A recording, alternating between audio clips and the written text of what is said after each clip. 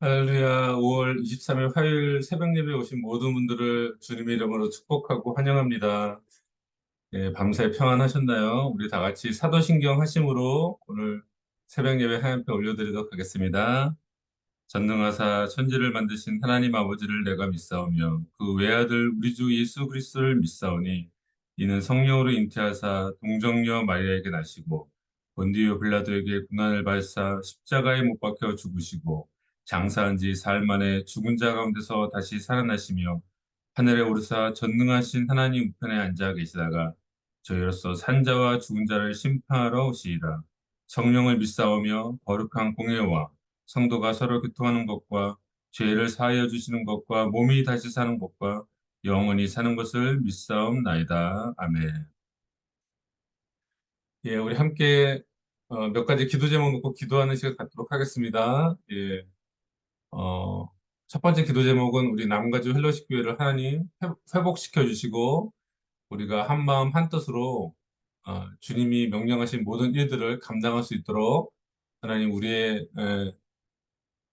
모든 심령을 회복시키시고 하나로 묶어달라는 기도를 하기 원하고요. 또 6월 달에 있을 우리 창립 29주년 기념 부흥회와 또 우리 강사로 오시는 신명철 선교사님을 위해서 또 담임 목사님 취임식 그 준비를 하는 모든 것들 가운데 하나님 은혜 가운데 준비될 수 있도록 기도해 주시고 예, 목사님 아직도 좀 몸이 안 좋으신 것 같은데 계속적으로 좀 기도해 주시고 이번 기회를 통해서 좀 새롭게 영적으로 세워지는 그런 기회가 될 수 있도록 우리 한 목소리로 같이 기도하도록 하겠습니다.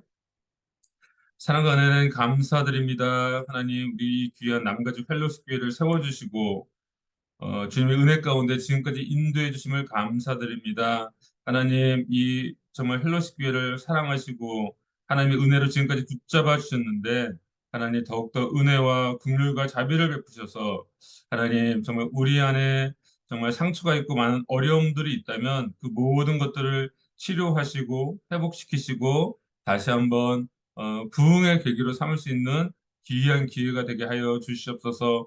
우리가 서로 정말 섬기며 정말 우리가 이해하며 나갈 수 있는 마음을 허락하여 주시고 한 마음 한 뜻이 되어서 하나님께서 우리에게 주신 귀한 사명들 많이 있사온데 그것들 하나하나 우리가 감당해 나갈 수 있는 능력과 힘을 우리에게 더하여 주시옵소서. 하나님 특별히 또한 창립 29주년을 맞이하여서 6월 달에 많은 행사가 있습니다. 우리 또 신명철 성사님 모시고 우리 부흥회가 있고 또 우리 담임 목사님 사기 사역 취임식이 있는데 하나님 그 모든 것을 우리가 기도로서 준비해 나가기를 간절히 소원합니다. 하나님 역사하시고 준비하는 손길들 가운데 함께 하셔서 모든 것들이 정말 하나님의 은혜 가운데 하나하나 잘 준비되어지고 진행되어질 수 있도록 도와주시고 또 말씀 잘하시는 우리 신명철 성사님 정말 함께 하셔서 귀한 말씀을 준비하셔서 우리가 정말 필요한 말씀도 받을 수 있도록 하나님 역사하시고 인도하여 주시옵소서. 그래 계속적으로 우리 담임 목사님이 기도하며 나아갑니다. 하나님 육체의 연약함이 있어 많은 어려움 가운데 있사온데 하나님 붙잡아 주시고 다시 한번 새로운 힘을 허락하여 주시고 강건함을 허락하여 주셔서 모든 연약함이 치료받게 도와주시고 정말 이 귀한 사역들 잘 감당할 수 있도록 지혜와 능력과 힘을 주님 더하여 주시옵소서. 이 새벽 우리가 간구하는 모든 기도 제목 가운데 주님께서 함께 하실 것을 믿사오며 이 모든 말씀 예수님의 이름으로 간절히 기도하옵나이다. 아멘. 죄송합니다. 제가 좀 기침이 나와서 예, 오늘 함께 우리 나누신 말씀은요. 사무엘하 21장 1절에서 14절까지 말씀입니다. 사무엘하 21장 1절에서 14절까지의 말씀. 예, 제가 읽도록 하겠습니다.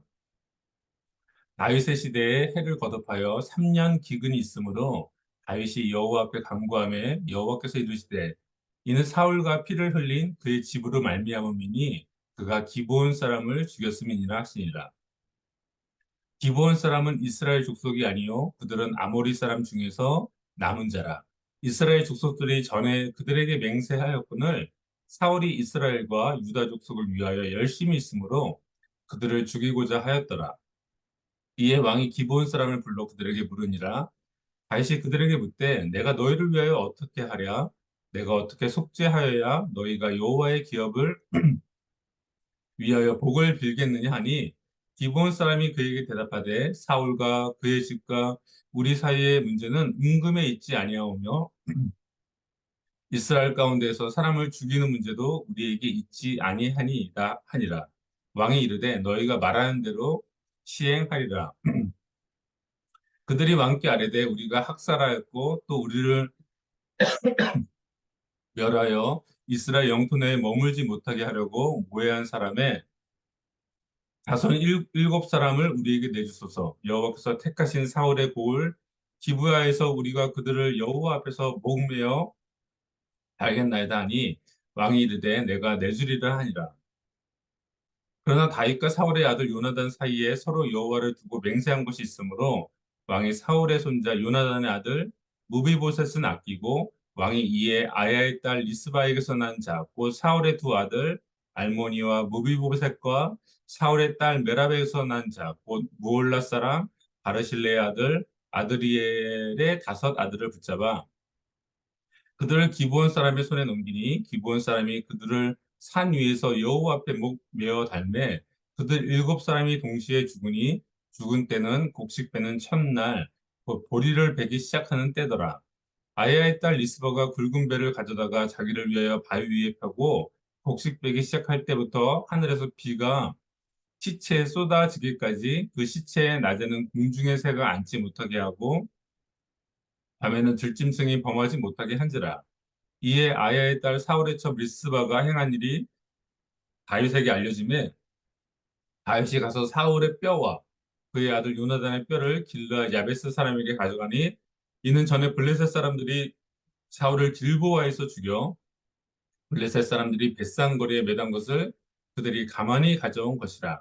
다윗이 그곳에서 사울의 뼈와 그 아들 요나단의 뼈를 가지고 올라오매 사람들이 그 달려 죽은 자들의 뼈를 거두어다가 사울과 그 아들 요나단의 뼈와 함께 베냐민 땅 셀라에서 그의 아버지 기스의 묘에 장사되되 모두 왕의 명령을 따라 행하니라. 그 후에야 하나님이 그 땅을 위한 기도를 들으시니라. 아멘.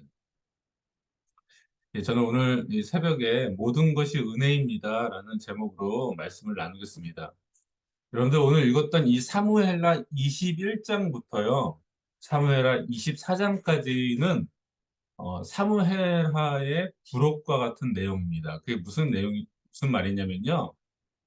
그래서 오늘 읽었던 이 사무엘하 20장부터 그 이후 24장까지는요, 그 앞에서 이어오던 연대기적 기술 방법을 탈피하고 비연대기적 기술을 사용하고 있습니다. 이게 무슨 말이냐면은 사무엘하 1장부터 19장까지는 시간의 순서에 따라서 모든 그 내용들이 기술이 되었는데 지금 이 20장부터 21장부터 24장까지의 내용은요.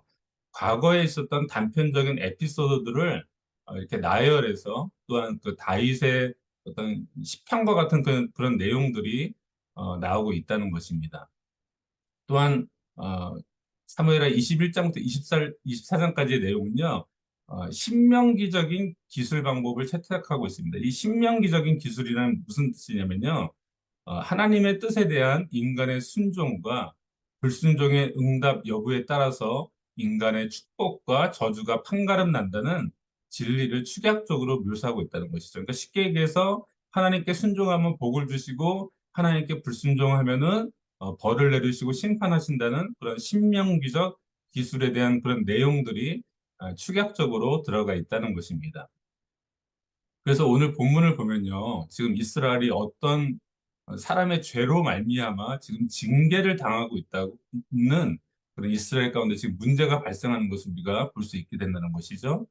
오늘 본문의 1절을 보니까 이렇게 말씀하고 있습니다. 다윗의 시대에 해를 거듭하여 3년 기근이 있으므로 다윗이 여호와 앞에 간구하며 여호와께서 이르시되 이는 사울과 피를 흘린 그의 집으로 말미암음이니 그가 기브온 사람을 죽였음이니라 하시니라고 말씀하고 있다는 것입니다. 여러분들 이 사건은요 아마도 다윗의 아들이었던 압살롬이 반역을 일으키기 전에 일어났던 일로 예상이 되었습니다. 이스라엘 가운데 3년 동안의 기근이 있으므로 여러분들 잘 아시면 다윗은 항상 무슨 일이 있을 때마다 하나님께 물어보고 했던 자이죠. 하나님께 이제 그 이유를 물을 때 하나님께서 이 지금 3년의 기근이 일어난 것은 사울 왕이 예전에 기브온 사람들을 피 흘려 무고한 피를 흘렸기 때문이라고 말씀하고 있다는 것입니다. 여러분들 잘 아시죠? 성경 많이 읽으셔서 잘 아시겠지만 이 기브온 사람들은 원래 가나안 땅에 살던 아모리 족속 중에 아모리 족속의 사람들이었죠. 그 중에 남아있는 자들이었는데 여호수아와 이스라엘이 가나안 땅을 정복할 당시에 막 이스라엘이 승승장구하죠. 여리고 성도 무너뜨리고 또 아이 성도 무너뜨리고 그런 소문들이 가나안 땅에 쫙 퍼지게 되니까 이 기브온 사람들이 두려움에 빠지게 됩니다. 저렇게 강력한 적들이 오는데 우리가 어떻게 살아남을 수 있겠느냐 하면서 그들이 꾀를 낸 것이 어떻게 해요? 그들의 사신을 보는데 그들의 행색을 누추하게 하고 낡고 헤어진 신과 옷을 입고 뭔가 먼 이방에서 온 나그네처럼 그들이 위장을 하죠. 그래서 여호수아와 이스라엘 백성을 속여서 이스라엘과 화친 조약을 맺습니다. 그 화친 조약이라는 것이 뭐 서로 이제 죽이지 않겠다는 그런 내용이겠죠.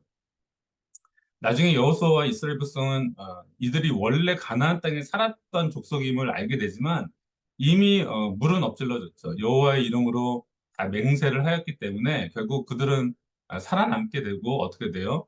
이스라엘의 종으로서 나무를 패면서 물을 깃는 그런 종으로 계속해서 살아가게 되었다는 것입니다.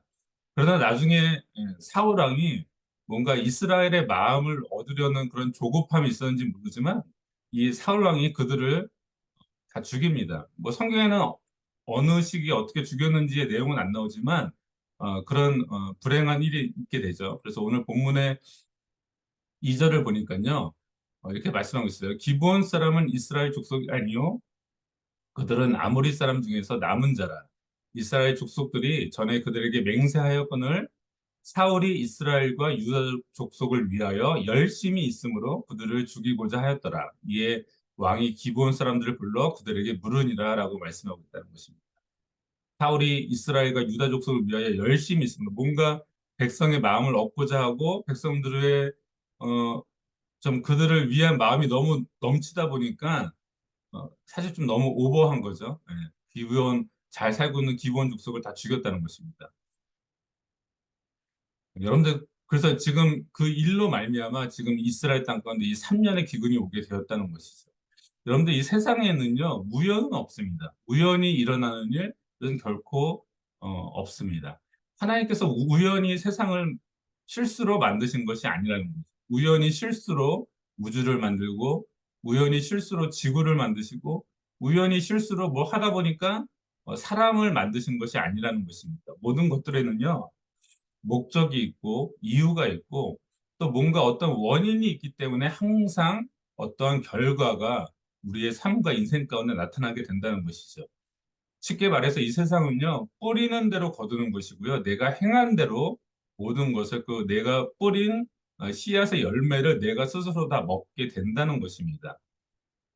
그래서 마태복음 12장 35절 보면 그렇게 말씀하고 있죠. 예수님께서 그 바리새인들이 그렇게 얘기했죠. 선한 사람은 그 쌓은 선에서 선한 것을 내고 악한 사람은 그 쌓은 악에서 악한 것을 낸다라고 이렇게 말씀하고 있다는 것입니다. 선을 쌓은 사람들, 항상 기도와 말씀으로 정말 예수님과 함께 동행하고 성령의 은혜를 충만하게 받는 사람들 어떨까요? 항상 선한 말이 나오고, 어, 선한 행동이 나오고, 아주 정말 우리가 본받을 만한 귀한 모습들이 나오게 된다는 것이죠. 그러나 악을 쌓은 사람들은 악한 말이 나오고, 악한 생각이 나오고, 악한 행동들이 나오게 된다는 것입니다. 여러분들 예수님과 가까이 하고자 하는 사람들은요, 은혜를 입고 거룩한 삶을 살게 되지만, 뭐 교회에 나온다고 다 예수님 가까운 거예요? 그렇지 않다는 것이죠. 그래서 우리가 항상 이 종교 생활과 참된 신앙을 잘 구분할 수 있어야 되는데, 아무리 뭐 교회를 잘 나온다 해도 나의 마음이 예수님과 멀어진다면, 내가 말씀과 기도와 멀어진다면, 거룩함과 멀어진다면, 예, 그 사람은 죄의 열매를 맺을 수밖에 없게 된다는 것이죠. 결국 이 사울이 흘린 무고한 피로 인해서요, 이스라엘 가운데 3년간의 기근이 오게 되었다는 것입니다. 그래서 다윗은 이 일을 해결하기 위해서 기브온 사람들을 불러서 물어보죠. 내가 너희한테 이것을 어떻게 하면 좋겠냐 이렇게 물어봤더니 기브온 사람들이 그렇게 얘기해요. 이거는 은금의 어떤 돈의 문제가 아니다. 그렇기 때문에 사울의 후손 중에 남자 7명을 우리에게 달라. 우리가 그래서 그들을 데려다가 사울의 고향이었던 기브아에 가서 우리가 그 사람들을 목매달아 죽이겠다라고 이렇게 얘기를 합니다. 오늘 본문의 6절을 보니까 자손 7사람을 우리에게 내주소서 여호와께서 택하신 사울의 고을 기브야에서 우리가 그들을 여호와 앞에 목매어 달겠나이다 하니 왕이 이르되 내가 내주리라라고 이렇게 말을 합니다. 그래서 사울의 자손이었던 남자 7명이 끌려갔는데 누가 끌려갑니까? 사울의 첩이었던 리스바에게서 난 두 아들 알모니와 무비보셋. 여기서 말하는 무비보셋은 그 요나단의 아들 무비보셋이 아닙니다. 동명인 다른 사람이고요. 사울의 장녀였던 메랍이라는 딸에게서 난 5 아들을 기브온 사람들에게 내주죠. 그래서 기브온 사람들은 그 사울의 후손 7명을 사울의 고향이었던 기브아에 있는 산에서 목매어서 그 사람들이 동시에 다 죽게 됩니다. 결국 이 일이 있고 나서야 이스라엘 가운데 기근이 멈추게 되죠. 예. 여러분들, 어, 이 세상에 제가 아까 서두도 얘기했지만 우연히 일어나는 이런 일은 없다는 것입니다. 내 삶 가운데 일어나는 모든 일들은요, 우연히 일어나는 것은 없습니다. 모든 일에는 원인이 있기 때문에 내가 뭔가 뿌린 것이 있기 때문에 그 결과를 거둔다는 것이죠. 내가 무엇을 심든지 그 열매를 나 스스로 먹게 된다는 것입니다. 민수기 14장 28절을 보면 그렇게 말씀하고 있죠. 그들에게 이르기를 여호와의 말씀에 내 삶을 두고 맹세하노라. 내가 너희 말이 내 귀에 들린 대로 내가 너희에게 행하리니라고 말씀하고 있습니다. 예, 이스라엘이 가나안 땅을 이제 정탐할 때 12정탐꾼을 보냈죠. 그때 여호수아와 갈렙은 우리는 그 땅을 차지할 수 있다고 긍정적인 얘기를 하지만 나머지 10명의 사람들은 그들은 장대하고 우리 스스로 보기에 우리는 메뚜기 같다. 우리는 절대로 그들을 이길 수 없다라고 얘기하면서 하나님을 불신하고 원망하고 그렇게 되자 그 불신의 불길들이 온 백성에게 퍼지면서 그들이 뭐라고 말합니까? 예, 우리가 그냥 애굽에서 죽는 것이 나을 뻔했다. 그냥 광야에서 죽는 것이 나을 뻔했다. 왜 우리를 저기 애굽 땅에서 불러내서 이렇게 다 죽게 만드냐라고 이렇게 원망과 불평의 말을 하죠.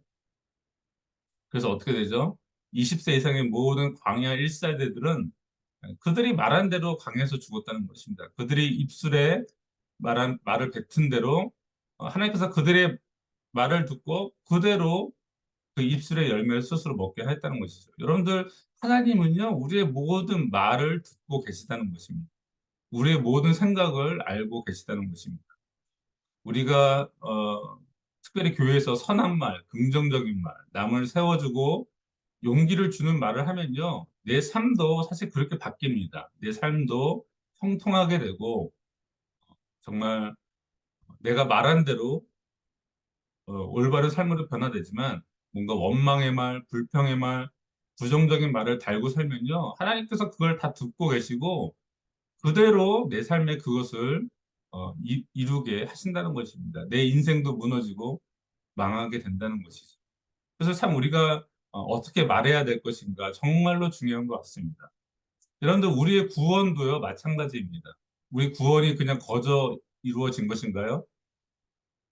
세상에는 뭐든지 다 우리가 심는 대로 거두는데 우리는 여태까지 죄를 심은 것밖에 없는데 죄를 심었기에 우리가 거두어야 될 것은 사망과 멸망인데 우리가 어떻게 구원을 받았나요?